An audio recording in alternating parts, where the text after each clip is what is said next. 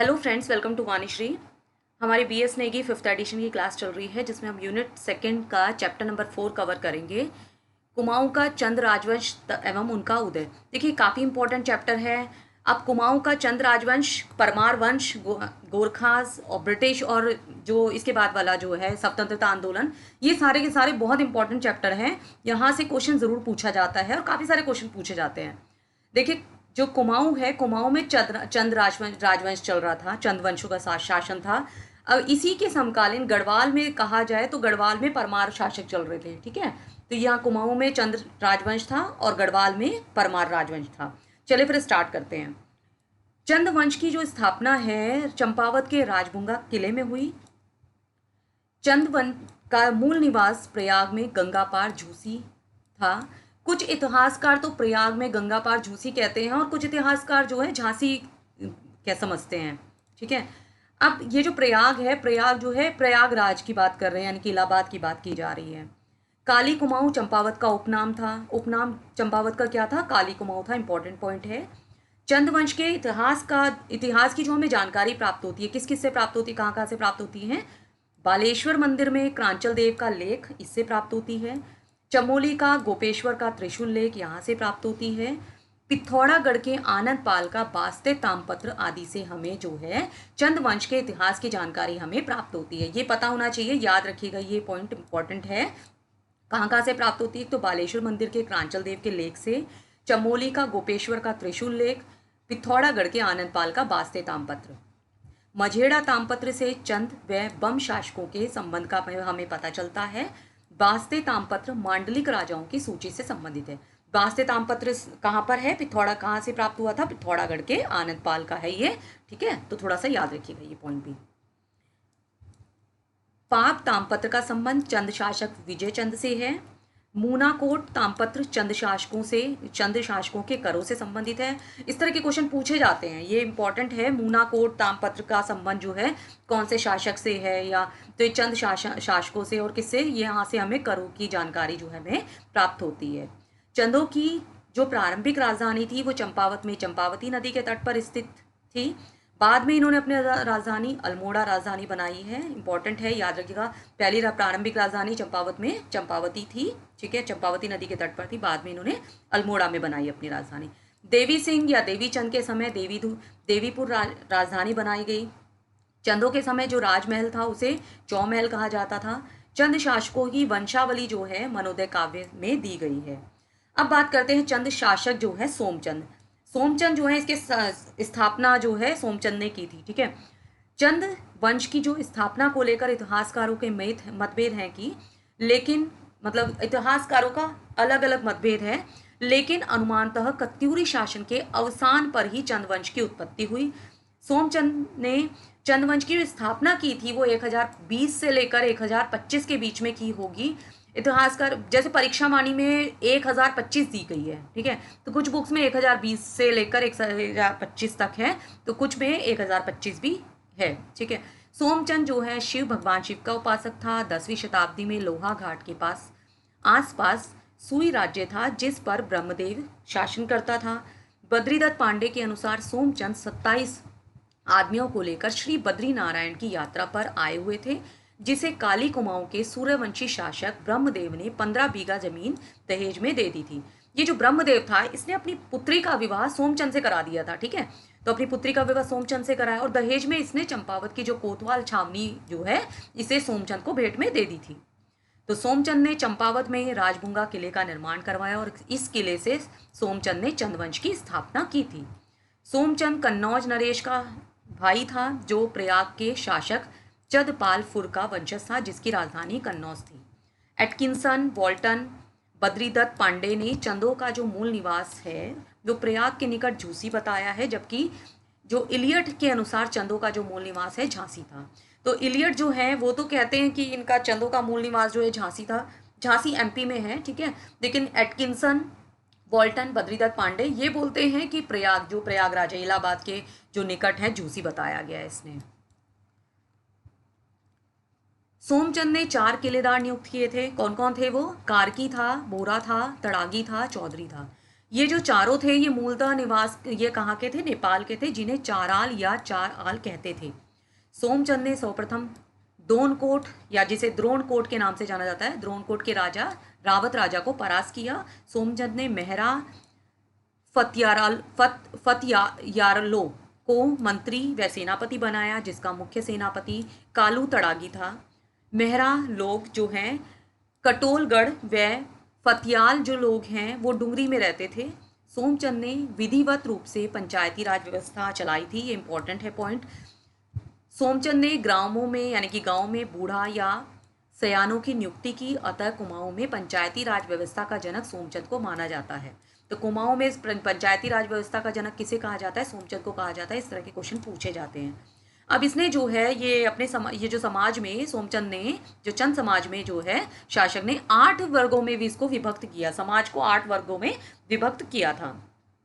सोमचंद डोटी के राजा को कर दिया करता था। डोटी के राजा मल्ल वंशी थे, जिन्हें रैका राजा कहा जाता था। सोमचंद के समय जयदेव मल्ल डोटी या राई का राजा था। मल्ल वंश का प्रथम राजा वामदेव था, जिसकी राजधानी चंपा थी। वामदेव ने अपनी राजधानी का नाम अपनी इष्ट देवी चंपावती के नाम पर रखा था। सोमचंद का उत्तराधिकारी दूसरा जो चंद शासक था, पहला सोमचंद था, दूसरा जो चंद शासक था वो था आत्मचंद।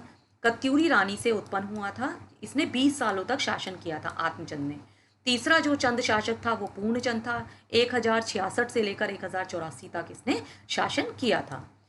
अब इंद्रचंद व उसके उत्तराधिकारी की बात कर लेते हैं। चौथा जो शासक था वो इंद्रचंद था। इंद्रचंद ने नेपाल मार्ग से चीन के साथ व्यापारिक संबंध स्थापित किए थे।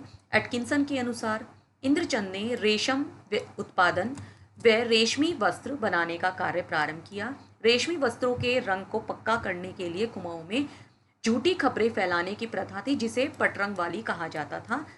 इंद्रचंद राजा बड़ा घमंडी था, जो अपने को इंद्र के समान समझता था।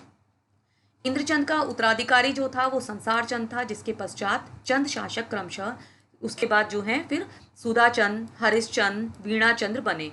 वीणाचंद कुमाऊं का विलासी राजा था। पूछा जा सकता है कि कुमाऊं का विलासी राजा कौन था, तो वो वीणाचंद था, जिसको खस राजाओं ने पराजित किया था। वीरचंद ने खस राजाओं को हराकर पुनः राज्य पर कब्जा किया। अशोक चल्लल के समय चंद शासक वीरचंद था, जिसकी मृत्यु 1206 में हुई। वीरचंद का उत्तराधिकारी नरचंद लगभग 1236 ईस्वी में गद्दी पर बैठा। उसके बाद है अशोक चल्लल। डोटी के राजा अशोक चल्लल ने कमादेश या काली कुमाऊं व केदार भूमि पर आक्रमण कर कत्यूरी राज्य के कुछ भागों को अपने अधीन कर लिया था। अशोक चल्लल के आक्रमण की जो हमें जानकारी प्राप्त होती है 1191 में गोपेश्वर के त्रिशूल लेख व 1209 ईस्वी के बाड़ाहाट त्रिशूल लेख से हमें जो है इसकी जानकारी प्राप्त होती है। पुरुषोत्तम सिंह ने बोधगया शिलालेख में अशोक चल्लल को खस देश का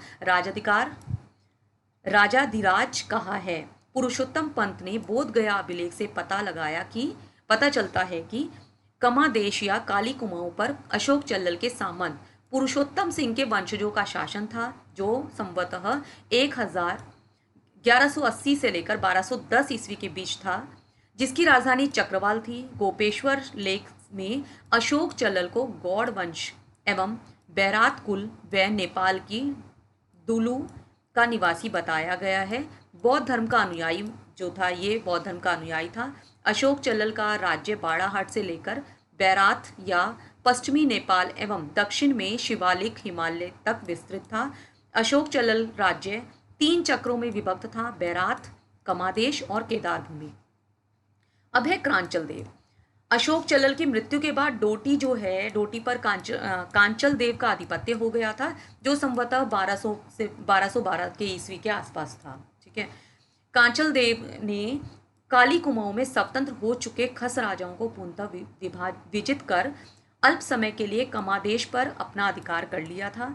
चंपावत के बालेश्वर मंदिर के दान पात्र से कांचल देव का 1223 ईस्वी का एक लेख प्राप्त हुआ है। बालेश्वर लेख में कांचल देव के 10 मांडलिक राजाओं का नाम मिलता है, जिनमें से 3 चंदवंशीय मांडलिकों का उल्लेख किया जाता है। बास्ते तामपत्र जो हमने अभी पढ़ा भी था पिथौरागढ़ में है, मोहन थापा नामक मांडलिक का उल्लेख है। इसका अधिपति शक्ति बम था, जो मूलतः नेपाल का था। मांडली ऐसे सामंत होते थे जो अपने अधिपति के अधीन शासन करते थे। दुलु स्तंभ लेख में क्रांचल देव के पुत्र का नाम अशोक देव मिलता है। क्रांचल देव के समय निर्माण की दो शैलियाँ, एक तो कत्यूर शैली थी, दूसरी नाग शैली थी। कत्यूर शैली, इसमें मंदिरों का जो शिखर है वो उभरा हुआ वह ऊंचा होता था। तो कत्यूरी शैली में जो मंदिर का शिखर है वो उभरा हुआ होता था और ऊंचा होता था। ऐसी नाग शैली में बात करें तो इसका शिखर जो है नीचे नीचे होता था। ठीक है, अब बात करते हैं चंद शासक थोहर चंद की। Report on Kumaon and Garhwal, इसके जो लेखक हैं वो है डब्ल्यू फेजर। ये 1813 की है। ठीक है, इसमें हर्षदेव जोशी के विवरण के आधार पर चंद वंश का जो संस्थापक है थोहर चंद को माना जाता है। तो report on Kumaon and Garhwal में जो लेखक हैं डब्ल्यू फ्रेजर ने हर्षदेव जोशी के विवरण के आधार पर इन्होंने कहा है कि चंद वंश का जो संस्थापक था वो थोहर चंद था। ठीक है, किंगडम ऑफ नेपाल 1881, जो लेखक हैं फ्रांसिस हैमिल्टन ने लिखा है कि थोहर चंद झूसी से आकर नेपाल राजा के यहाँ नौकरी की थी इसने। ये बुक आप याद रखिएगा, बुक पूछते हैं तो बुक याद रखिएगा। हर्षदेव जोशी थोहर चंद को कुमाऊं के चंदवंश का संस्थापक मानते हैं। तो ये कौन मानता है? ये हर्षदेव जोशी मानते हैं। ठीक है, एटकिंसन के अनुसार थोहर चंद का जो राज्यरोहण है वो 1261 ईस्वी में हुआ और उसने 1281 तक जो है शासन किया है। थोहर चंद का जो उत्तराधिकारी था कल्याण चंद प्रथम था, जिसके बाद क्रमशः त्रिलोक चंद व अभय चंद का नाम आता है। अभय चंद पहला चंद शासक था जिसका प्रमाणिक सूचना उसके स्वयं के अभिलेखों से प्राप्त होती है, मिलता है। तो अभय चंद पहला ऐसा शासक था जिसका प्रमाणिक सूचना इसने खुद के अभिलेखों से जो प्राप्त हुआ है, इसका खुद का अभिलेख था अभय चंद का। अभय चंद का जो प्राचीनतम ज्ञात अभिलेख है 1360 में कहाँ से मिला है, वो है प्राप्त हुआ है चंपावत के मानेश्वर नौले से हमें जो है प्राप्त हुआ है। तो पहला अभिलेख किसका था? ये जो इसकी प्रमाणिक सूचना मिलती है वो अभय चंद की। ठीक है, जिसका खुद का लेख था और 1360 का हमें प्राप्त हुआ है। ठीक है, करमचंद 1 वर्ष शासन करने के बाद मणिकोटी राजा के पास चला गया, जिसके पश्चात ज्ञानचंद गद्दी पर बैठा था। चंद शासक गरुड़ ज्ञानचंद, गरुड़ की उपाधि किसे प्राप्त हुई थी? ज्ञानचंद को प्राप्त हुई थी। डायरेक्ट क्वेश्चन पूछा जाता है। ये 29वां चंद शासक था। देखिए थोड़ा सा ये भी ध्यान दीजिएगा कि कौन सा चंद शासक कौन से नंबर का है, क्या है, क्योंकि क्रोनोलॉजी पूछ ली जाती है कि कौन पहले आया कौन बाद में आया, थोड़ा सा तो पता होना चाहिए। ठीक है, तो थोड़ा याद रखिएगा किसका शासनकाल कौन से कहाँ तक था, थोड़ा सा ये भी याद रखिएगा। तो 29वां चंद शासक जो है गरुड़ ज्ञानचंद 1365 से लेकर 1420 ईस्वी तक इसने शासन किया, जो चंद शासकों में सबसे ज़्यादा सर्वाधिक था। तो ये भी पूछा जाता था चंद शासकों में सबसे ज़्यादा जो सर्वाधिक जिसने शासन किया है वो कौन है, तो वो ज्ञानचंद है। 1378 ईस्वी का एक तामपत्र प्राप्त मिला है जिसमें अभय चंद का वार्षिक श्राद्ध ज्ञानचंद के द्वारा कराने का विवरण हमें मिलता है। ज्ञानचंद पहला चंद शासक जो दिल्ली दरबार गया और जिसके समय दिल्ली का सुल्तान फिरोज शाह तुगलक था। इंपॉर्टेंट पॉइंट है ये, तो याद रखिएगा ज्ञानचंद पहला शासक है जो दिल्ली दरबार गया था और जिसके समय दिल्ली का जो सुल्तान था फिरोज शाह तुगलक था। ठीक है, फिरोज शाह तुगलक ने ज्ञानचंद को गरुड़ की उपाधि दी थी तथा तराई का क्षेत्र ज्ञानचंद को सौंप दिया था। तो ये भी पूछा जाता है कि ज्ञानचंद को गरुड़ की उपाधि किसने दी थी? वो फिरोज शाह तुगलक ने दी थी। और कौन से चंद शासक को गरुड़ की उपाधि प्राप्त हुई थी? ज्ञानचंद को प्राप्त हुई थी। ठीक है, तो ये इंपॉर्टेंट है, तो कुछ याद रखिएगा आप ये चीज़ें। एटकिंसन के अनुसार उस समय सुल्तान मोहम्मद बिन तुगलक था, लेकिन मोहम्मद बिन तुगलक का कार्यकाल 1325 से लेकर 51 था।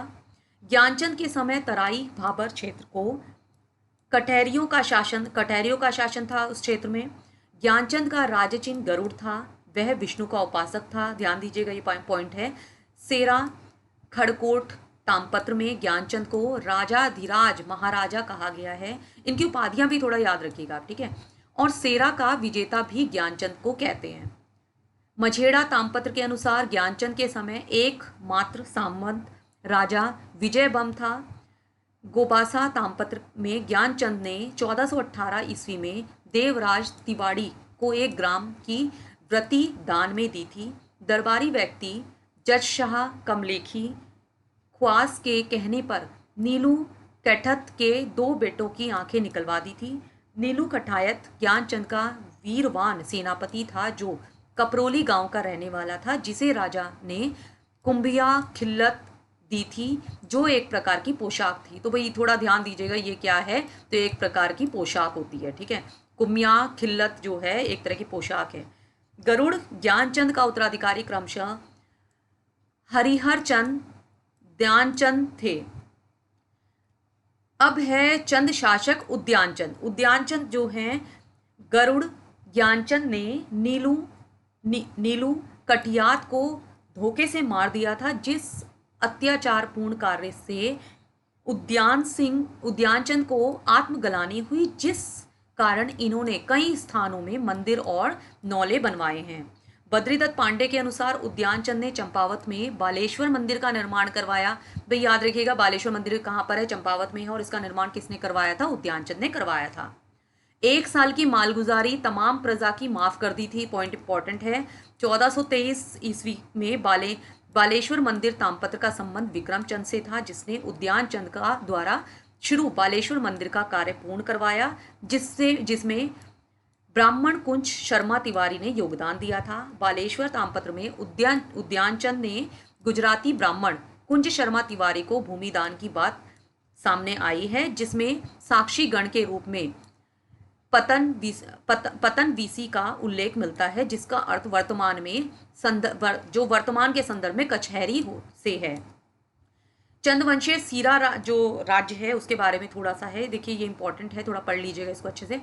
सीरा का अर्थ भोजन या खीर होता है, जो वर्तमान में डीडी हाट में स्थित था और डोडी के मल्ल शासकों के अधीन था। सीरा के मल्ल स्वयं को राई या रैका राजा कहते थे, या मल्ल वंश का संस्थापक जगत मल्ल था। तो मल्ल वंश का जो संस्थापक था, याद रखिएगा, जगत मल्ल था। भारती चंद के समय डोडी या नेपाल के शासक जयमल यक्षमल था, जिन्होंने सीरा को अपने राज्य में मिलाकर इसे पर्वत डोटी कहा। भारती चंद के समय सीरा में कल्याण मल्ल का शासन था। सीरा में भारती चंद ने डुंगरा बसेड़ा को अपना सामंत नियुक्त किया था। डुंगरा बसेड़ा के बाद मदन सिंह व राय सिंह सामंत नियुक्त हुए। बसेड़ों ने 1452 ईस्वी में से लेकर 1539 ईस्वी तक शासन किया। 1539 में डोटी राजा राई मल्ल सीरा का शासक बना, जो सीरा का 11वां शासक था। इसके बाद शोभा मल्ल सीरा का शासक बना। शोभा मल्ल ने अपनी पुत्री का विवाह बालो कल्याण चंद के साथ में किया था। कल्याण चंद के पुत्र रुद्रचंद के समय हरि मल्ल सीरा का शासक था, जिसे रुद्रचंद ने 1590 में पराजित किया था। रुद्रचंद ने थल विजय के उपलक्ष्य में यहाँ पर शिव मंदिर बनवाया था।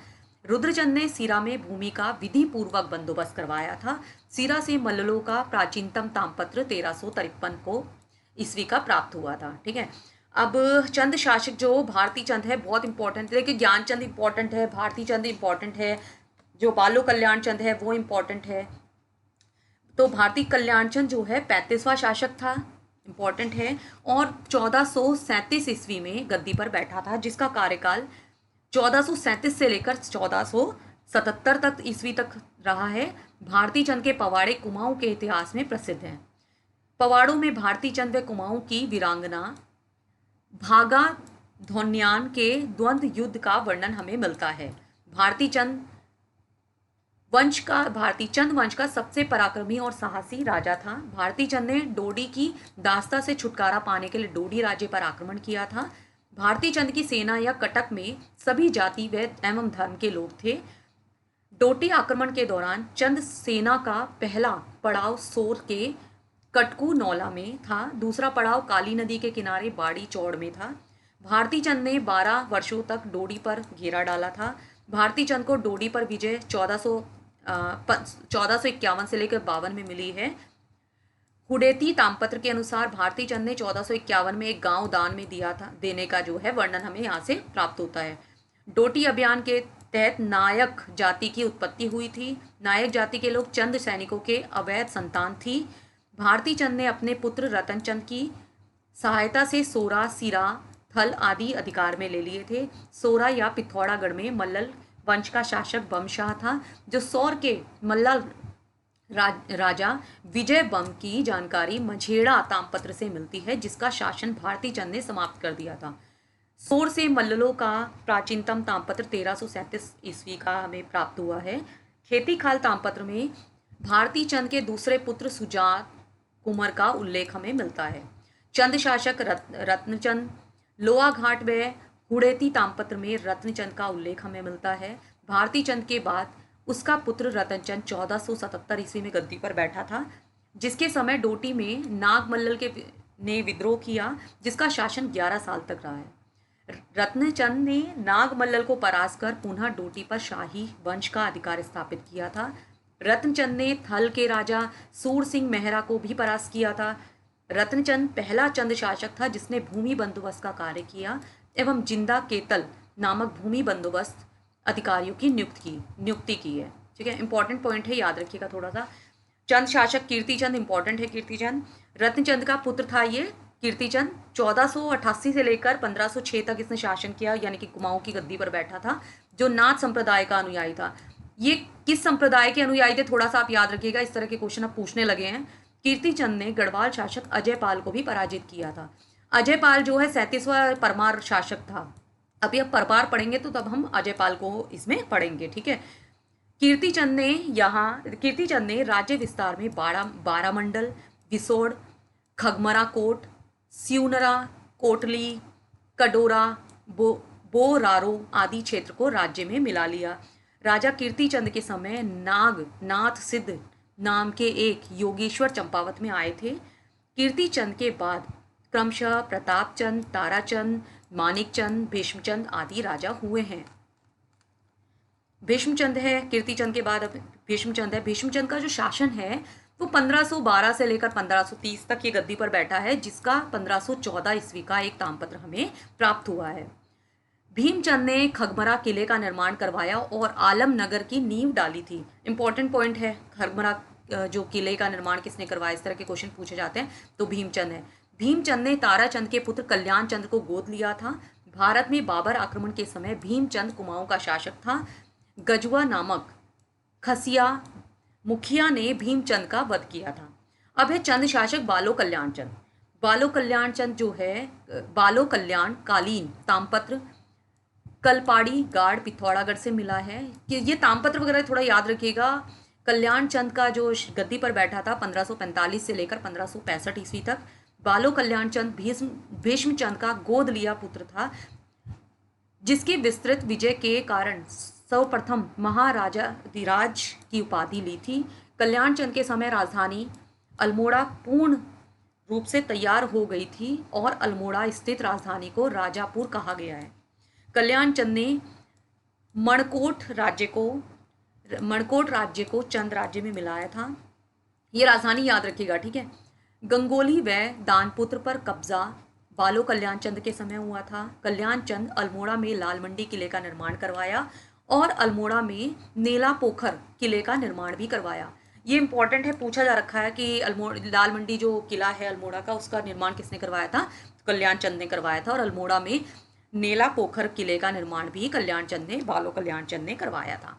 बालो कल्याण चंद का विवाह डोटी के मल्ल वंश की राजकुमारी के साथ हुआ था। विवाह के बाद रैका राजा हरिमल्ल ने अपनी बहन को दान स्वरूप सोरा का प्रांत दे दिया था, लेकिन कल्याण चंद्र सीर प्रांत को भी चाहता था। अपने पिता की इच्छा पूरी करने के लिए रुद्रचंद ने सीरगढ़ के किले को 7 बार आक्रमण किया था। रुद्रचंद ने सेनापति पुरुषोत्तम पंत की सहायता से 1581 में सीरगढ़ का किला जीता।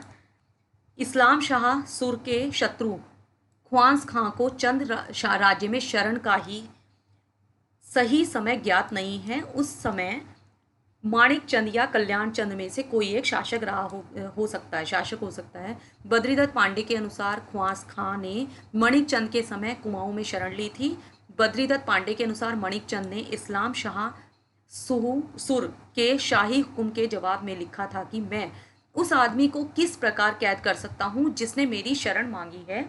जब तक मुझ में दम है मैं ऐसे नीच कर्म का अपराधी नहीं हो सकता। राजा बालो कल्याण चंद ने अपने शासनकाल के दौरान स्थानीय स्वायत्तता लागू की। महाराष्ट्र के लेखक अनंत देव ने अपने ग्रंथ स्मृति कौतुंब में कल्याण चंद को प्रभाहितैषी बताया है। पुरुषोत्तम पंत रुद्रचंद का जो सेनापति था वो था, जिसका जो उपनाम था पुरखू पंत था, जो मूल रूप से पिथौरागढ़ के गंगोली हाट का निवासी था। पुरुषोत्तम पंत कुमाऊं इतिहास का रॉबर्ट बुश कहा जाता है। ठीक है। पुरुषोत्तम पंत मराठी ब्राह्मण जयदेव के पुत्र थे। कल्याण चंद की पत्नी ने वचन लिया था कि जब तक सीरागढ़ का किला चंदों के अधीन नहीं होगा तब तक मैं सती नहीं होंगी। अपने वचन के अनुरूप सीरागढ़ का किला जीतने के बाद कल्याण चंद की पत्नी सती हुई थी। सीरा चंद ने से हरिमल्ल को भगाने में मुख्य योगदान पुरखू पंत का था।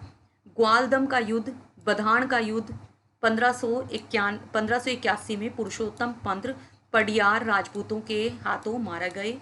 ग्वालदम के युद्ध के समय गढ़वाल शासक बालभद्र शाह था।